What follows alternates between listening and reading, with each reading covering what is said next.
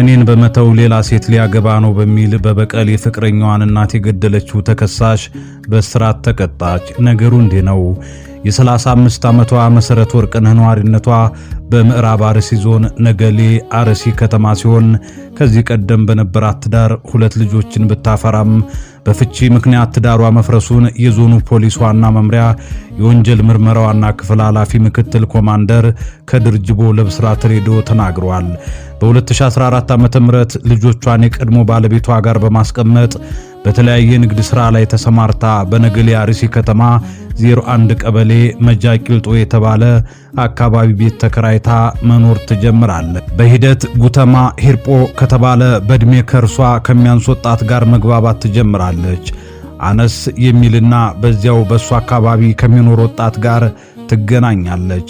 በ2014 ዓ.ም የተጀመረው የትውውቅ ወደ ፍቅር ግንኙነት ተቀይሮ ለ4 ዓመት አብረው ይቆያሉ።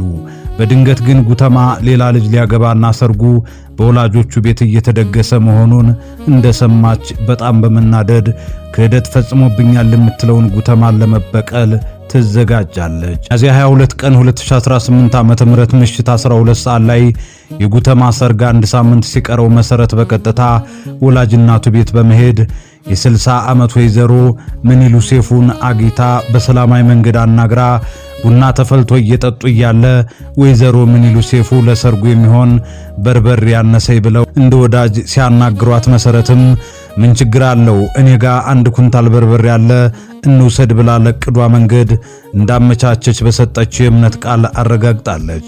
ወይዘሮ ምንይሉ ሴፉ በቀጥታ የተባለውን በርበሬ ለመውሰድ ከመሰረት ጋር ወደ ቤት ይሄዳሉ።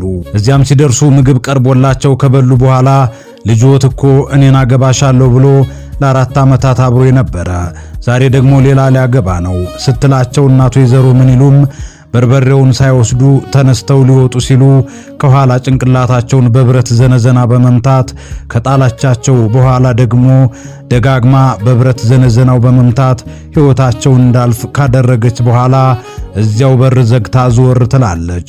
ምሽት ላይ ታናሽ ወንድሟን በመጥራት አስከሬኑን ተባብረው 400 ሊትር የሚይዝ የውሃ ማከማቻ ውስጥ በመክተት ያድራሉ። በነጋታው ሚያዝያ 23 ቀን 2018 ዓ.ም ጠዋት ላይ መሰረት አባቷን ኮንትሮባንድ ዕቃ እዚህ ውሃ ማከማቻ ውስጥ ስላስቀመጥን አንተ ቤት ጓሮ ተሸሽጎ ይቀመጥ ጋሪ ዘህና በማለት አባቷ ኮንትሮባንድ ነው የተባለው አስከሬን ጭነው ከጓሮ ያስቀምጣሉ። በዚያን ዕለት ማታ መሰረት ከታናሽ ወንድሟ ጋር በመሆን ጓሮ ውስጥ በመቆፈር አስከሬኑን ከውሃ ማጠራቀሚያ በማውጣት ይቀብራሉ።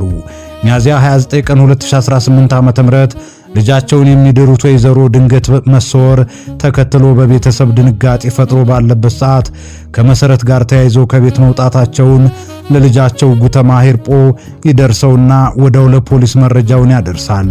ፖሊስም መረጃው እንደደረሰው መሰረት ወርቅነህና ታናሽ ወንድሟን ዳንኤል ወርቅነህን በቁጥጥር ስር ያውላቸዋል። ከሳሾቹ ድርጊቱን መፈጸማቸውን አምነው ቃላቸውን በመስጠት አስከሬኑን ቆፍረው የቀበሩበትን ቦታ ያሳያሉ።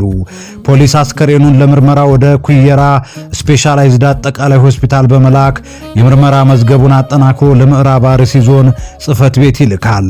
አቃቢ ሕግ በከባድ የሰው መግደል ወንጀልና የተሰራ ወንጀልን በመሸሸግ በእህትና ወንድም ላይ ክስ ይመሰርታል። ክሱን የተመለከተው የምዕራብ አርሲ ዞን ከፍተኛ ፍርድ ቤት ሰኔ 24 ቀን 2018 ዓ.ም በዋለው ችሎት አንደኛ ተከሳሽ መሰረት ወርቅነህ አስቀድማ ሰው ለመግደል አስባ ተዘጋጅታ በብረት ዘነዘና ደጋግማ በመምታት ከገደለች በኋላ የፈጸመችው ድርጊት እንዳይገለጽና እንዳይታወቅባት በማለት በውሃ ማጠራቀሚያ ውስጥ አስከሬንን በማስቀመጥና ክብር በሌለው ሁኔታ መቅበሯ ጨካኝ ነውረኛና አደገኛ ነው በማለት በሁለት የክስ ማቅለያዎች በ23 ዓመት እስራት እንድትቀጣ ሲወስን ሁለተኛ ተከሳሽ ታናሽ ወንድሟና ተባባሪዋ ዳንኤል ወርቅነህ ወንጀል መፈጸሙን እያወቀ ወንጀል አድራጊው ከተጠያቂነትን ለማዳን የረዳ በመሆኑ በ1 ዓመት ከ9 ወራት እስራት እንዲቀጣ የተወሰነበት መሆኑን ምክትል ኮማንደር ከድርጅቦ ጨምረው ለብስራት ሬዲዮ ተናግረዋል። በተጨማሪ ይህንን ዘገባ በተጠናቀረ መንገድ እንዲሰራ የተባበሩት የነገሌ አርሲ ከተማ ፖሊስ ጽሕፈት ቤት የወንጀል ምርመራ ክፍል ኃላፊ ኢንስፔክተር ወርቁ ሁሬሳና መርማሪ ፖሊስ ዋና ሳጅን ፍቃዱ ጉደታን ብስራት ሬዲዮ አመስግኗል።